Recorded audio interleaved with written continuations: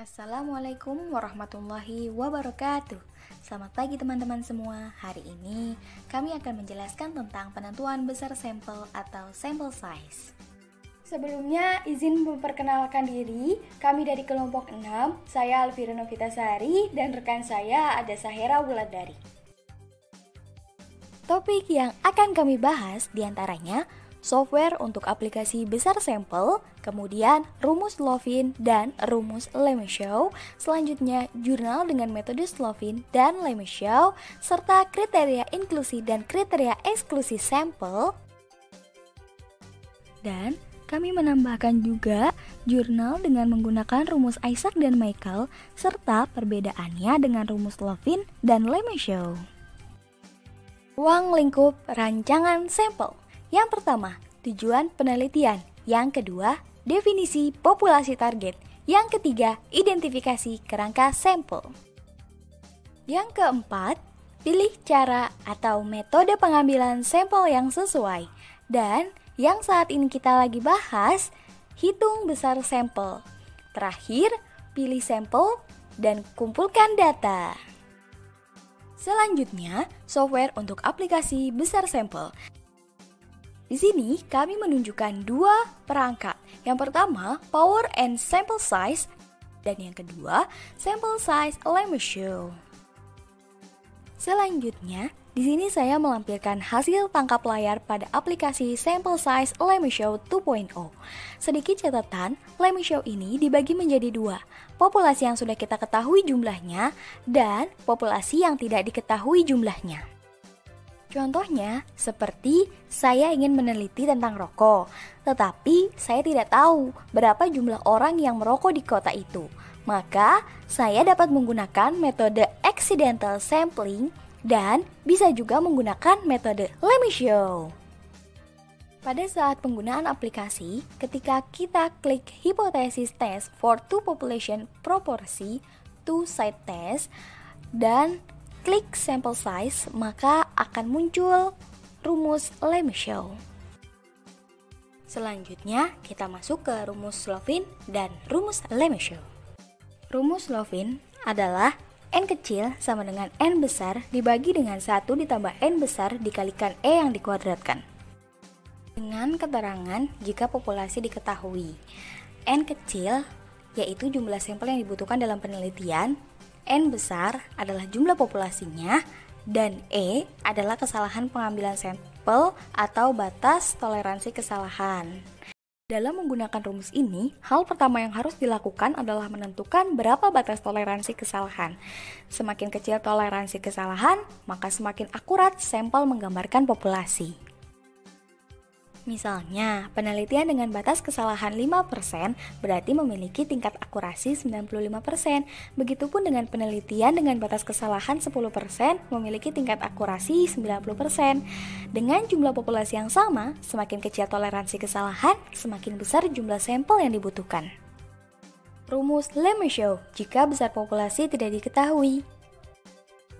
Maka, N sama dengan pengkuadratan Z1 dikurang alfa per 2, akar 2P dikali 1 dikurang P, ditambah Z1 dikurang beta, akar P1 dikali 1 dikurang P1, ditambah P2 dikali 1 dikurang P2, dibagi dengan P1 dikurang P2 yang dikuadratkan.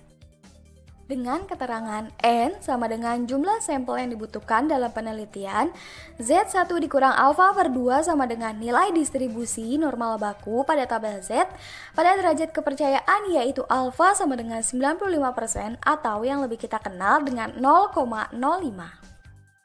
Dari rumus Lemeshow tersebut, kita dapat persingkat menjadi N sama dengan Z pangkat 2 dikali P dalam kurung 1 dikurang P dibagi D pangkat 2. Rumus Lemeshow, jika besar populasi diketahui, maka rumusnya N kecil sama dengan N besar dikali Z kuadrat 1 dikurang alfa per 2 dikali P dikali Q, dibagi dengan D kuadrat dikali N besar dikurang 1 ditambah Z kuadrat 1 kurang alfa per 2 dikali P dikali Q. Dalam mencari P1, itu kita bisa membuat tabel 2x2 yang berisi disease dan exposure. Kemudian P1 itu rumusnya adalah A per A plus B. Selanjutnya yaitu contoh jurnal dengan metode Slovin dan Lemeso. Contoh jurnal dengan metode Slovin yaitu diambil dari Jurnal Nasional Ilmu Kesehatan, Studi Persepsi Pasien Kualitas Penyediaan Makanan terhadap Citra Rumah Sakit Umum Jayapura. Pada jurnal ini, penentuan jumlah sampel dapat dilakukan dengan cara perhitungan statistik, yaitu dengan menggunakan rumus Slovin. Rumus Slovin digunakan untuk menentukan ukuran sampel dari populasi yang telah diketahui jumlahnya. Dalam pengambilan sampel ini dilakukan secara purposif sampling dengan kriteria inklusi dan eksklusi. Pada jurnal tersebut terdapat kriteria inklusi sampel. Yang pertama yaitu pasien yang dirawat lebih dari 2 kali 24 jam karena dianggap telah mengetahui situasi rumah sakit. Yang kedua itu pasien dalam keadaan sadar atau komunikatif.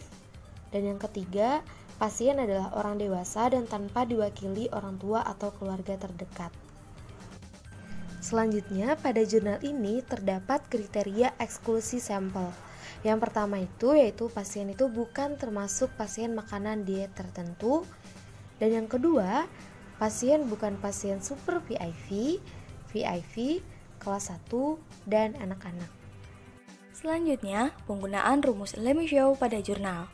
Kami menemukan jurnal dengan judul Pola Penyakit Tidak Menular dan Faktor Risikonya pada Suku Anak Dalam di Desa Nyogan, Provinsi Jambi, yang diterbitkan pada Desember 2019 lalu.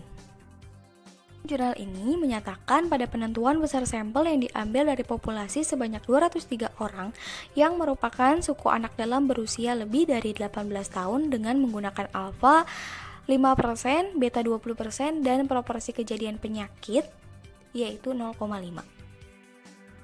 Selanjutnya, kriteria inklusi sampel yang disebutkan dalam jurnal yaitu responden termasuk dalam keturunan suku anak dalam Desa Nyogan satu tingkat baik ayah atau ibunya, serta bersedia menjadi responden dan tinggal di wilayah pemukiman transosial suku anak dalam Desa Nyogan. Lalu, untuk kriteria eksklusi sampel yang disebutkan dalam jurnal, yaitu responden sedang hamil, sedang mengkonsumsi obat-obatan tertentu yang meningkatkan tekanan darah, serta mengkonsumsi alkohol. Selanjutnya, penggunaan rumus Isaac dan Michael pada jurnal. Kami menemukan jurnal dengan judul Penggunaan Teknologi Acceptance Model dalam Analisis Minat Perilaku Penggunaan E-Money pada Mahasiswa Universitas Telkom.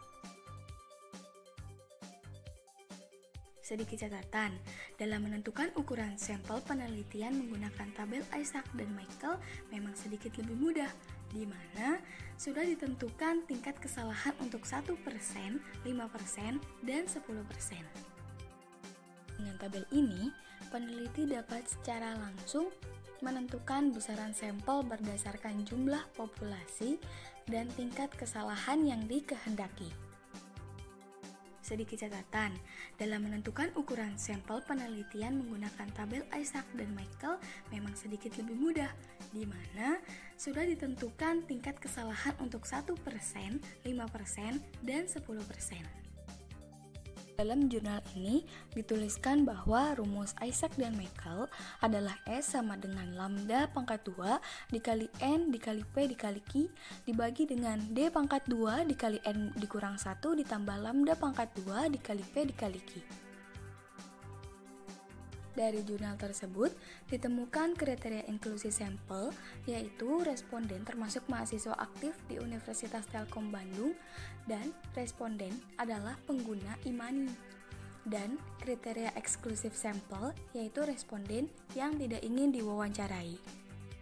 Selanjutnya, perbedaan antara rumus Isaac dan Michael dengan Slovin dan Lemeso. Dengan tabel ini, peneliti dapat secara langsung menentukan besaran sampel berdasarkan jumlah populasi dan tingkat kesalahan yang dikehendaki. Pada rumus Isaac dan Michael disebutkan bahwa tabel penentuan jumlah sampel dari Isaac dan Michael memberikan kemudahan penentuan jumlah sampel berdasarkan tingkat kesalahan 1%, 5%, dan 10%.